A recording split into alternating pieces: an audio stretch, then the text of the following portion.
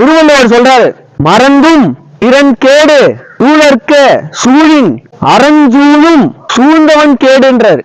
மறந்து கூட ஒருத்தவங்களுக்கு கேடு நினைச்சிடாதீங்க. கனவுல கூட ஒருத்தவங்க நாசமா போன நினைச்சிடாதீங்க. உங்களுக்கு நினைப்பே பொழப்ப கெடுத்துரும். அந்த நினைப்பே உங்களுக்கு கெடுத்துரும். இப்படிலாம் கேடு நினைக்கிறவங்கள அறம் போட்டு தள்ள தயாரா இருக்குமா திருவள்ளுவர் சொல்றாரு. அதுவும் முக்கியமா நல்லவன நல்லது செய்யறவன தீண்டியே பார்க்காதீங்க. ஏன் அறம் முன் வந்து நிற்கும். நல்லா வளர்ந்து வரவன, தர்மம் செய்யறவன, தானம் செய்யறவன, பிறருக்கு உதவி செய்யறவன, பிறர் வறுமையை போக்குறவன, பிறர் ஏழ்மையை போக்குறவன, சத்தியத்தின் வழி நடக்கிறவன, சத்தியத்தை பேசுறவன, சத்தியமாவே வாழ்றவன சீண்டி பார்க்காதீங்க. ஏன் அறம் வந்து முன்னிக்கும். அவனுக்கு முன்னிக்கும்.